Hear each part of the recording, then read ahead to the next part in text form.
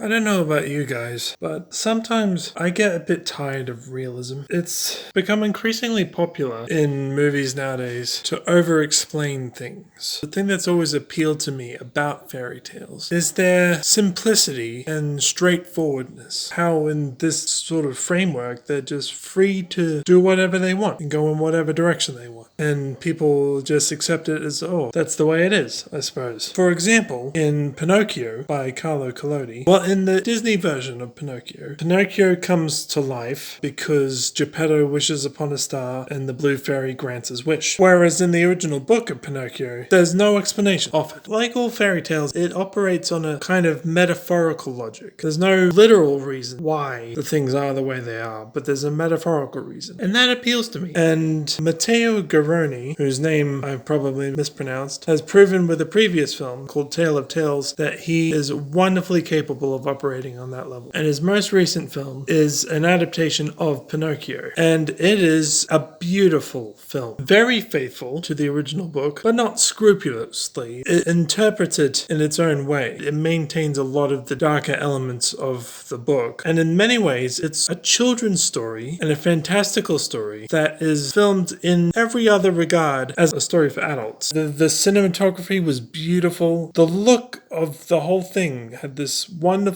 down-to-earth simplicity that, coupled with the fantastical and ridiculous elements of the story, seemed in my mind to work in beautiful symmetry. Some wonderful performances in it. It's an Italian film. It was filmed in Italy with Italian actors. The dubbing was done by Italian actors. So it had a wonderful, authentic feel to it. It wasn't in any way patronizing to children. Like, there wasn't any temptation to make it colorful or funny or having cute characters or silly characters in it. It was very unique in its design and its style. Extraordinary usage of prosthetics and practical effects, which looked gorgeous. The detail was absolutely beautiful, and the way that they were lit is totally unique and not as you would expect. And the way they were filmed, again, grounded the fantastical elements in a beautiful way, but didn't necessarily make it real. There wasn't a realism to it. It felt free to go in wondrous and impossible directions, but the style of it was very grounded. It's